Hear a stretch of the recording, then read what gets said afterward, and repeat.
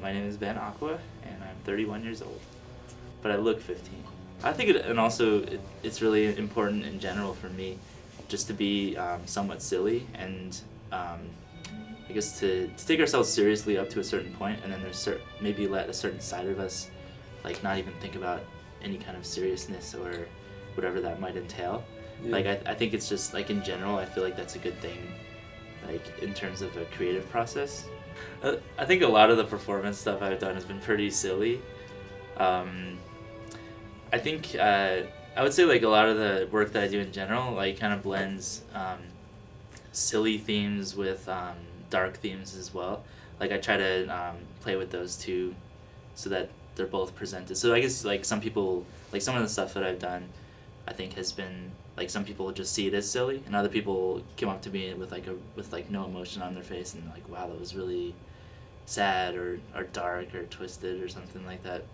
So I think that's part of the fun for me, because like I think I take a lot of the stuff that I do like very, very seriously, but at the same time I think the content, I feel like I choose like a certain silliness when it comes to that in terms of how I costume myself, or like doing a lot of juxtaposition of elements, costume elements, or performative elements that I guess are like it's almost like I can say like these really whenever you put on a mask, whenever I would put on a mask, I could all of a sudden say these things that I probably normally wouldn't say, like just they could be really aggressive or really sexual, or just like I feel like I filter myself more as myself, and I feel like you can get away with more where people, you might not be able to get away with that. Maybe you can. I don't think I could. I don't know if I have the self-confidence or whatever the emotional aspect to get away with some of the stuff that I've done without covering my face or covering my body or doing something, manipulating my appearance in some way. Or I definitely get satisfaction out of just like, just the almost like eroticized attention that you get when you're in front of somebody in some kind of spotlight. Most of the places where I've performed are, I usually attach music to my performance somehow, so it's more of a multimedia thing. It's usually at bars or kind of just like these raw nightclubs, art galleries, art museums and stuff like that. I think there is some kind of electricity that happens when everyone is staring at you. Like I get nervous at first, but then once I go out there, especially when you're wearing a mask, nobody can see that you're shaking a little bit. Yeah. Usually. But I think there is something like nihilistic and nice about just being, or there's something nice about being completely nihilistic and completely self-centered and self-focused and look at me. Like I think this just, to be honest, it's part of my personality. And it took me a long time to be comfortable with that. I mean, but at the same time, I don't think it's where I like to be 90% of the time. Like 90% of the time, I would say even 99% of the time, most of the time, I really like to be like in the shadows, just kind of quietly working on my stuff and, honing in on my skills and that kind of thing, developing what I'm doing. But then that other 1%, apparently this is a really Capricorn characteristic because I'm a Capricorn. Apparently that other 1% is like, you're like, I know how to get the attention and I'm going to do it and it's going to be amazing and I'm going to do it 100%.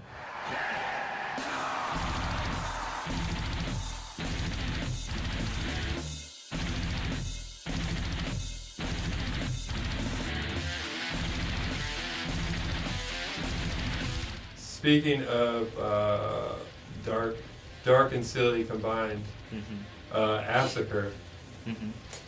Is that was that you? You play guitar? Yes. And that's like you made that music? I did, yeah. It really sounds like I was expecting like kind of goofball or something, but it really sounds legit. Like, are you like a big fan of that type of music? Oh my god. Yes. Yes. Um, that's yeah. I was I'm really a surprised. huge metalhead. I mean, I'm Yeah, wearing yeah, like your death shirt. yeah, like this. I'm wearing this very respectfully and unironically. Like this is a huge influence on things that I've done with heavy metal. But yeah, I've been into heavy metal for a long time, since I was like maybe 17 years old when I first started really getting into it. Mm-hmm. But it hasn't really died off. Like I still listen to a lot of death metal. I love especially like technical death metal and symphonic black metal. And it's just a really exciting genre to me. And I feel like a lot of the like lyrically and emotionally, I feel like metal with a whole like dark versus light thing, like silly versus evil and that kind of thing. That I feel like is in some of my work and with Massacre for sure.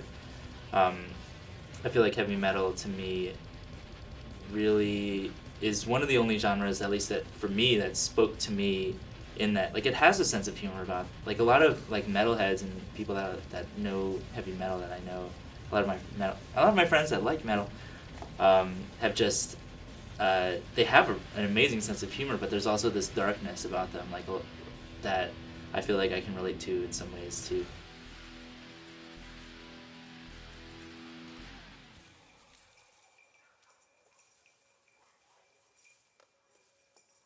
I feel like I edit myself more now. I'm a little more careful about where I do my performances, or if I do performances at all, versus just making music or making visual art, putting it on the internet, and just kind of letting it be. I feel like the internet has opened up a lot of different just mediums for people to experiment with more traditional forms of art like painting and pen and ink illustration or whatever. I feel like the internet just has extended on what we're capable of, and I think it's awesome. Like I feel like if your medium is a touchscreen, then use the touchscreen. I feel like it only makes art better because if somebody didn't have the tool to do it, now they can just borrow someone's phone to do it, or steal someone's phone, or do what they ever whatever they need to do. Which has existed throughout culture, but I feel like there's certain things, especially with music making, that I feel like being able to not just make the music, because you can get a pot and pan and stuff like that, but now you just press record on a phone, and then all of a sudden that pot and pan recording is on SoundCloud for free, and then people in Nigeria are able to listen to it immediately and comment on it and share it with their friends. Like I feel like that kind of stuff only accelerates and like just beautifies culture in a lot of ways that I don't know, I think it's sad when people reject that. Reset yourself. Reset yourself. Reset yourself. Reset yourself. Reset yourself. I don't perform as much as I used to, and I kind of want to get back into it, doing something with music especially. But I feel like in the last maybe 3 or 4 years, I've focused more on music and photography as my two main medium. Most of the stuff that I've done recently has been remixes for people, but I also make a lot of music on my own, just original tunes. I do a lot of sampling of other people's stuff, just from a lot of different sources, from the internet, vinyl, all kinds of stuff. But right now, my summer project right now is to finish a full-length album of my just all original tunes. So I've done a lot of remixes for people, and it's kind of like these bootleg edits, just songs that I like. Well, I'll remix them into like a new format, or just like a new genre, or basically a remix. Yeah. But I make a lot of music, just like a lot of little demos and stuff like that, like little sketches of music ideas. And right now, that's my summer project, is to finish an album. Like I've gone through this myself, and I've talked to other friends that make music and art about it. Like for example, like friends that make a certain style of music within a genre that they're kind of known for, and then they're making this new stuff that doesn't fit that genre and what they have kind of a following that they're building. They have built over the last couple of years or whatever, but then they come out with this this track that is really different from everything they've done, and they're scared of losing their fans, or scared of being perceived in a certain way and stuff like that. But I just tell people, and I believe myself, that anything you do is part of your aesthetic, no matter how far you think Yeah. part of a stretch you think you're changing or something. Like, I think your aesthetic will be there in some way. The way I try to live in general is just kind of like, everything just is what it is. Like, it doesn't have to be good, bad, good and evil, black and white, this and that. Like, I try to be just more as fluid as I can. I'm not an angel or anything like that. I'm definitely not perfect, but I try to just take everything in as it's just even if I don't enjoy it or something like that, I try to find something that I like about it, or if I just completely abhor it, instead of going to the director and telling them how much I hated it, I'll more think about like, why did it have this emotional effect on me? And somehow I feel like those kind of things are important too. That's actually how I've defined a lot of art, or just art in general. Like, does it have an effect on somebody? Then it can be considered art. Therefore, anything can really, like, this moment can be considered art in a way, not in, I don't know if I would put like a plaque on it and say that this is a mixed media performance or something like that. But I feel like, if this has an effect on us, so, and it's being documented, and that document maybe is a work of art. Sure. Or we are the artists, or we are the works of art, or whatever. So, I don't know, I just try to think of life and in the context of art as well, just very fluidly. People looking at art in a museum, like, I feel like that's this weird kind of huge group performance in a way. On the photography side, I think I just realized, like, I was getting, I work as a photographer and as a musician, so I work for myself, so. You make a living on photography? I do, yeah. Off of photography and music. Okay. So it's basically, to make money, like DJ gigs, photography gigs. Like, I photographed a lot of bands. Most of the band stuff I've done have been like mostly local bands in Austin, and the stuff I've done for magazines. I've shot a few bands for magazines. Like, for example, if there's like a band, actually most of them have been Austin bands too, but there's like magazines that need a photo for an article about an Austin band. Sure. Like that kind of thing. I've done album covers for bands.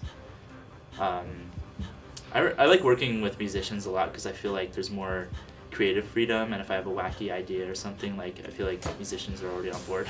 Yeah. Or they might already, like, a lot of the bands I work with already have some kind of really rad idea, and I just have to like frame it for them and light it up basically, or just help a little bit with art direction and stuff. But a lot of times when I'm doing the portraits in general, they're usually like, I think a lot of people think that I set up every single photograph. It does I look. compose It the looks like, photograph. Okay. Yeah. Usually. It looks like there's a lot of like. Not always, but a lot of times it's like there's a lot of stuff. Yeah. There's like clutter or like. Yeah. I like. Yeah, it's like clutter. it looks kind of. like like a big feast of stuff, like Yeah. visual feast. I tend to like to include the environment around the subject as well, just because I feel like it's almost like that's part of their costume, it's part of who they are. Yeah. And the whole situation is part of the experience of taking the photograph and the experience of what's happening. Like, I feel like the environment has a lot to do with the portrait as well. Like, that is the subject as well to me. I just love doing photography. I've loved it since I was in high school.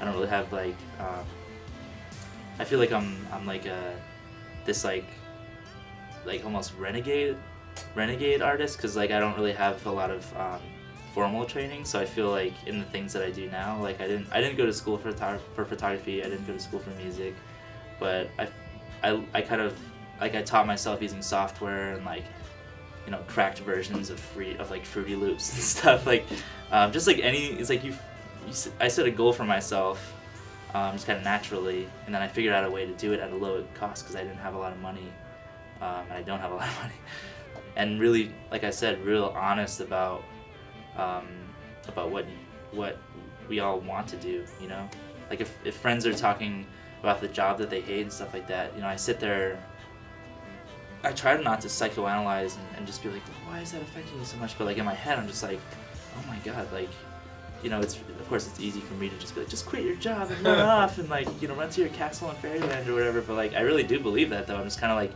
you have every power to just quit your job if that's what you feel like you need to do, or stay there and figure out a way to ease into the life that you'd rather be leading. But yeah, for me, for my own, I don't usually open my mouth unless the people ask me that. But for me, I just feel like I want to wake up and I don't want to feel like, oh, I have to do that, like, ever.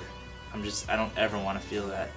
And we all feel that, you know, there's times when I feel that as much as anyone else, but I just try to eliminate that from my life as much as possible. You know, I said I was idealistic earlier. I'm also idealistic about, like, I really want to enjoy the stuff that I do every day. And if I'm not enjoying it, I won't prioritize it. I won't do it at all. Like, I feel like as I get older, the more I get older, I prioritize things better, and I'm able to be more realistic about, like, is this thing I'm about to do today, is it going to be meaningful to me? If something starts to feel weird about it, or I don't feel it anymore, I'll just be really honest with myself and the person that asked me or something. Yeah. Like, I think there's, like, this fear of not getting work or not getting jobs or something like that. You have to say yes to everything. But I feel like it's more like you just kind of curate the things that you curate your life in a way, if you have the luxury to do that. Like, I don't make a lot of money doing the things that I do, but I feel like, you know, I feel very enriched by the things that I do because I really enjoy them. Like, why I zoomed into photography and music is because I realized that I can do those things kind of meditatively, where I'm kind of like outside of myself. I'm working so hard and so, like, focused and stuff, and then, like, 10 hours will go by. I was raised to believe, and I do believe that if we do just what we love to do and we put our heart into it, or we put our time and skill into it, or whatever it is, like, I think that will pay off in a lot of ways, even monetarily, you know? Because I thought I was going to be a web designer for the rest of my life, and I went to school for graphic design, went to UT for graphic design, met a lot of cool people, but I realized I just didn't like doing graphic design commercially very much, and I wasn't getting very interesting jobs, and I was like, just not wanting to design someone's logo where I had no idea what they were talking about. I think it's an awesome skill to have, and I was making way more money doing that than I was doing what I am now. But the trade-off, you know, was, you know, I'm happier now. Yeah, I'd rather have my time and my happiness. Oh my God, yeah. Than more money. Yeah. I flew to